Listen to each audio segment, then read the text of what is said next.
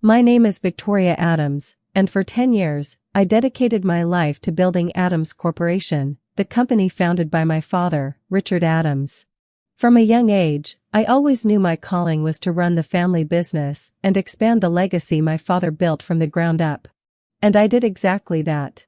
Under my leadership, Adams Corporation grew from a $30 million company into a multi-million-dollar empire, securing contracts that cemented our place among the giants of the tech industry. I sacrificed my youth, my personal relationships, and even my health to turn this company into what it is today. But on the night we celebrated our greatest triumph, I was completely forgotten. Adams Corporation had always been my father's pride and joy. In the early days, he encouraged me to learn about business, bringing me into meetings and teaching me the value of hard work. But there was one detail I was too young to understand at the time, one I overlooked. My father never planned for me to take over the company. The true heir was always Elizabeth Adams, my older sister. Elizabeth was everything people expected a CEO to be: charismatic, persuasive, and a master manipulator. While I worked tirelessly to strengthen the company, she crafted a flawless public image, positioning herself as the perfect face of Adams Corporation. But the reality was very different. Elizabeth never cared about hard work. She preferred investor meetings over contract negotiations, well-rehearsed speeches over financial strategies. Yet, in my father's eyes, and in the eyes of high society, she was the ideal leader, while I was nothing more than a functional piece of the machine. And on the night we celebrated the biggest contract in our company's history, it became clear that this plan had been in motion for a long time. The event was held in a luxurious ballroom in the heart of New York City, gathering executives, shareholders, and journalists to celebrate our global expansion. All night, I waited for the moment my name would be acknowledged. After all, I was the one who led the negotiations, faced fierce competitors, and secured every last detail of that billion-dollar deal. But when my father took the stage, I felt a chill run down my spine. "Tonight, we celebrate a historic moment for our company," he began, his strong voice echoing through the room. "And none of this would have been possible without an extraordinary woman. A true leader. My daughter, Elizabeth Adams." The room erupted in applause. I froze. I looked around, waiting for someone, anyone, to recognize how absurd this was. But everyone clapped, smiling at Elizabeth as if she were the brilliant mind behind it all. My name wasn't mentioned. Not a single word about my efforts, my relentless work, my dedication. Elizabeth stepped onto the stage, smiling as if she had actually done something to deserve it. She took the microphone and, without a hint of shame, said, "Thank you, Dad.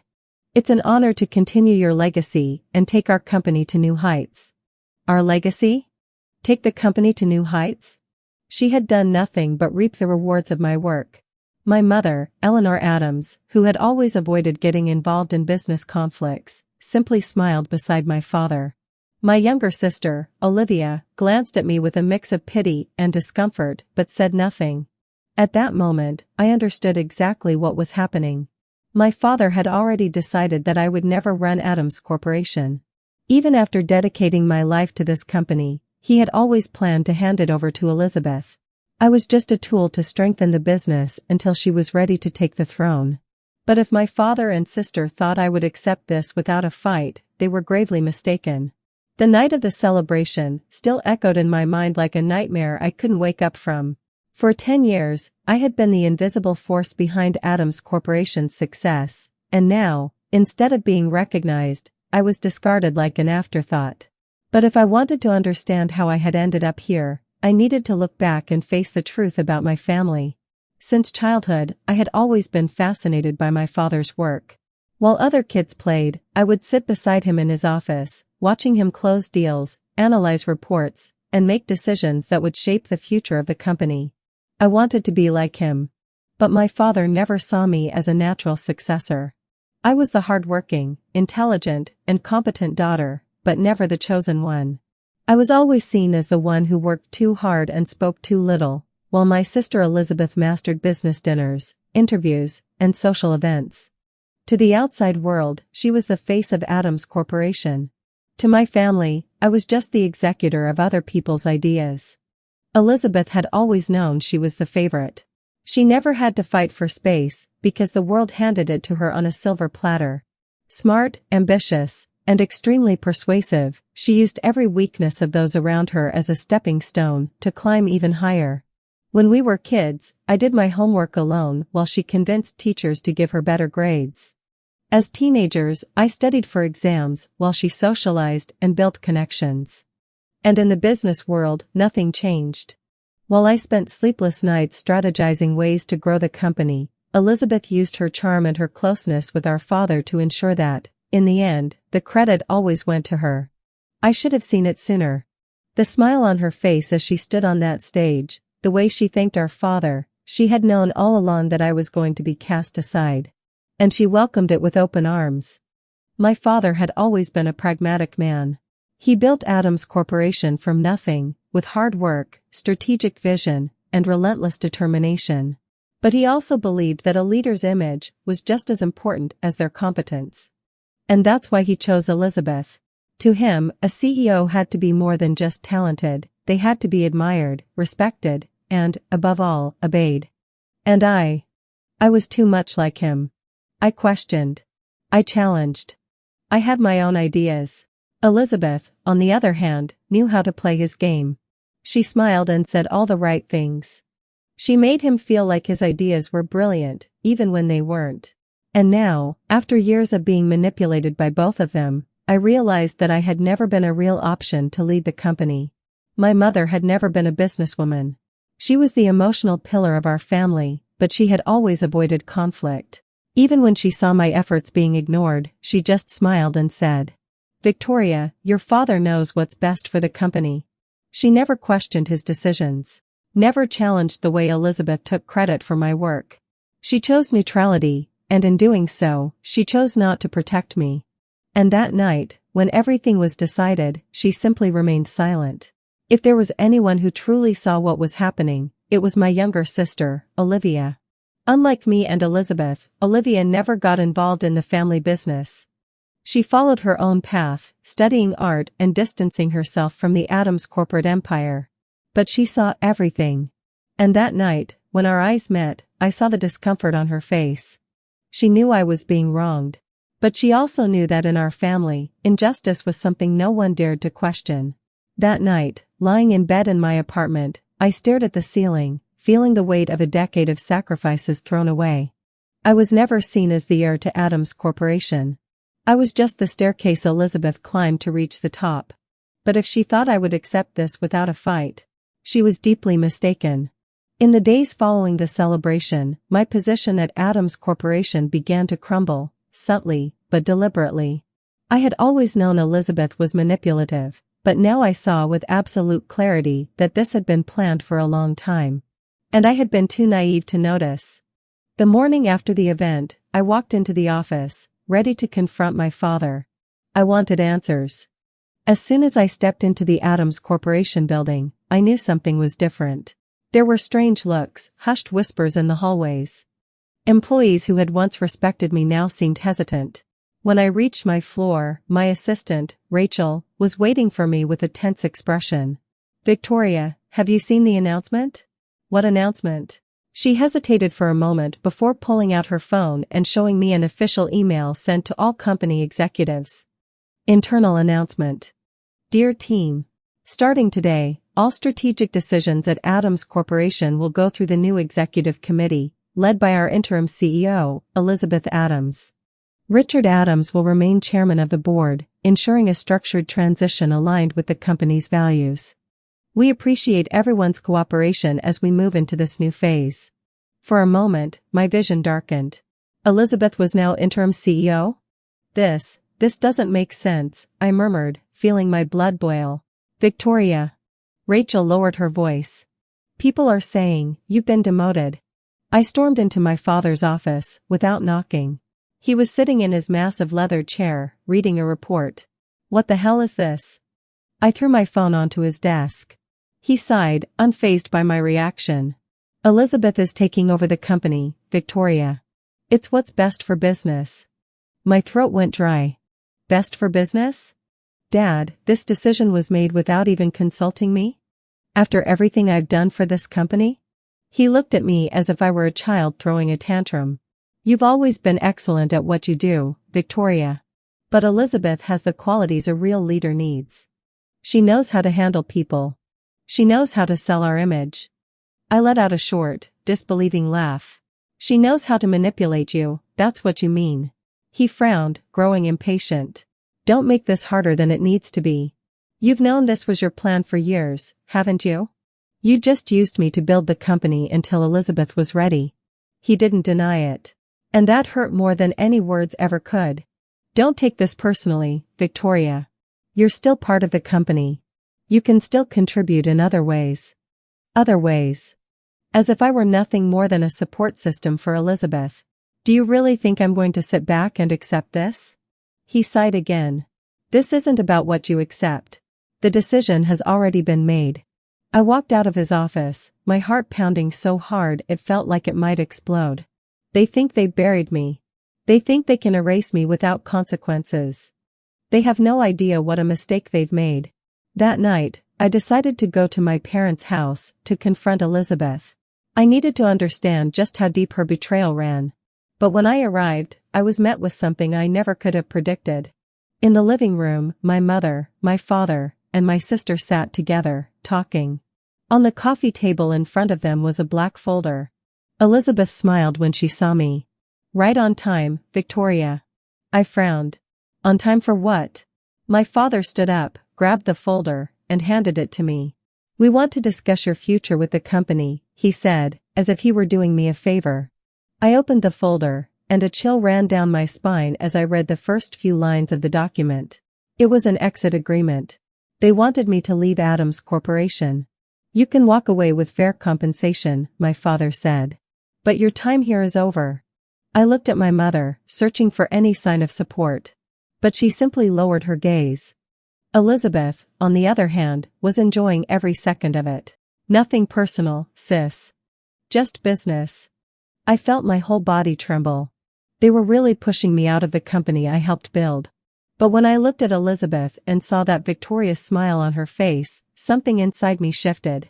She thought she had already won. But she had no idea what I was capable of. You made a mistake, I murmured, slowly closing the folder.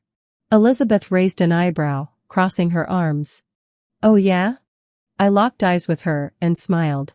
Yes. You should have destroyed me completely. Because now I'm going to destroy you. That night, I walked out of my parents' house with the termination contract in my hands and an uncontrollable fury burning in my chest. Elizabeth thought she had won. My father believed his decision was final. But neither of them knew that I was not the kind of person who accepted defeat. If they wanted to push me out of Adams Corporation, I would take everything from them before they could enjoy their victory. But to do that, I needed allies. Of all the people in my family, the only one who showed any hesitation that night was Olivia. She didn't celebrate my downfall, didn't make sarcastic comments, and, most importantly, she didn't look me in the eyes. The next day, I invited her for coffee at a discreet location. She accepted, but I could tell she was nervous. You know what happened was wrong, don't you? I asked bluntly. She sighed and fidgeted with the ring she always played with when she was anxious. Victoria. I don't agree with what they did to you. But you know how our father is. He's never changed, and he never will. I'm not asking you to confront him, Olivia. I just need to know if I can count on you. She bit her lip, hesitating before answering. What exactly are you planning to do? Take down Elizabeth. Remove her from the company and expose everything she did to erase me from Adams Corporation's history. Olivia looked surprised by my cold determination, but not shocked. Do you have proof against her? Not yet. But I will. She was silent for a few seconds before meeting my gaze. I can't get directly involved, Victoria. If I do, our family will cut me off too. I don't need you to put yourself in the spotlight, I replied. I just need information. You've always been invisible to them. Use that to your advantage. Olivia thought for a moment before finally nodding. If I find anything, I'll let you know. That was enough for now. Out of everyone inside Adams Corporation, Rachel was the only person who truly understood the inner workings of the company. She had been my personal assistant for 5 years, and I knew I could trust her. I set up a meeting with her that same week and got straight to the point. Rachel, I need your help. I need to find out everything Elizabeth has been doing behind the scenes to take me down. She sighed, glancing around as if afraid someone might be listening. Victoria, ever since you left, the company has changed. Elizabeth is cutting out people loyal to you and replacing them with her own allies. She's consolidating power, I murmured. Rachel nodded. And there's more. One of the most recent contracts, the one that secured the company's international expansion, something about it doesn't add up. My attention sharpened. What exactly? The numbers don't match. There are financial movements that seem off, like someone is diverting money before the contract is finalized. My heart pounded. If Elizabeth was involved in financial fraud, this could be the key to destroying her. Can you get proof? Rachel hesitated, then nodded. It'll be risky. But yes, I can. I squeezed her hand. Then do it. Because once I expose Elizabeth, there will be no way for her to escape. With Olivia feeding me inside information and Rachel digging into the finances, I had the beginnings of a plan. But it wouldn't be enough. I needed to become a real problem for Elizabeth and my father. And to do that, I needed the help of the last people they would ever expect, the company's shareholders. If I could prove that Elizabeth was involved in financial misconduct, I could undermine her credibility with the board. And without their support, not even my father could protect her. The war had begun. And I wouldn't stop until I saw them fall. In the days that followed, my investigation started to bear fruit. Rachel managed to access suspicious financial documents, Olivia brought me valuable internal information, and I began to move the right pieces for my final strike. But the real turning point came when I discovered something even I hadn't expected. Elizabeth wasn't just committing fraud. She was also betraying my father's trust. Rachel met me at a quiet cafe in Brooklyn. When she arrived, her face was pale, and her hands were trembling. Victoria, you're not going to believe what I found. She placed a flash drive on the table. This contains records of suspicious financial transactions over the past 6 months. Millions of dollars have been funneled into offshore accounts. My stomach turned. And there's one more thing, Rachel continued. Elizabeth has been secretly negotiating the sale of part of Adams Corporation to a group of foreign investors. If this deal goes through, your family will lose control of the company. My breath caught. Elizabeth was betraying the very company she claimed to protect. And, ironically, my father had no idea. The next morning, I went to my parents' house and asked to speak with my father alone. He looked irritated that I was still pushing this fight. If you're here to try and change what's already been decided, Victoria, you're wasting your time. I took a deep breath and slid a folder with copies of Rachel's documents onto his desk. Read this before telling me I'm wasting my time. He opened the papers, and as he read, his expression hardened. This can't be right. I crossed my arms. It is. Elizabeth has been embezzling money and planning to sell part of Adams Corporation behind your back. While you were busy pushing me out, she was pulling the rug out from under you. He was silent for a long time. For the first time, Richard Adams realized he had made a mistake. This needs to be investigated, he muttered, still processing the shock. But before he could think about how to handle it, I made the decision for him. No. This needs to be exposed. He lifted his eyes to me, hesitant. What exactly are you planning to do? I leaned over his desk, locking eyes with him. I'm going to destroy Elizabeth. Publicly. And this time, he couldn't stop me. The moment I decided to expose Elizabeth, everything started moving fast. It was a game of strategy, and I had to make sure every piece was in the right place before making my final move. With the documents in hand, I reached out to one of the most influential members of the Adams Corporation Board of Directors, Jonathan Pierce, a veteran in the company who had always had a respectful relationship with me. He agreed to meet at his home, intrigued but cautious. Victoria, I hope you have a good reason for showing up like this unannounced. I placed the folder on his desk. Jonathan, I need you to read this. It's proof that Elizabeth is sabotaging the company. And not just that, she's putting at risk the legacy of our family and every single shareholder. He carefully looked through the documents, his expression growing more serious with each page. This is devastating. If this comes to light, Elizabeth won't be able to defend herself.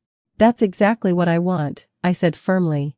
He studied me for a long moment before speaking. Do you understand what you're doing, Victoria? This won't just destroy your sister. It will expose your entire family. My family already exposed me. Now it's my turn to show the world who Elizabeth really is. He sighed, closing the folder. I'll call for an emergency board meeting. This needs to be addressed immediately. 2 days later, I received an unexpected call. It was Elizabeth. I thought you were smarter than this, Victoria, she said, her voice cold and controlled, the same tone she always used when trying to intimidate someone. What do you want, Elizabeth? I want you to stop this madness before you cause more damage than you realize. Do you really want to destroy the company you claim to love? I laughed. I'm not the one who started this. I'm the one who saved this company while you were stealing millions and scheming behind my back. Now, I'm going to make sure everyone knows it. She was silent for a few seconds before speaking again. You're not going to win, Victoria. No one will believe you. I'm the CEO. The face of the company. You're just a shadow.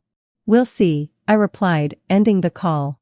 On the day of the emergency board meeting, I arrived early at the Adams Corporation building.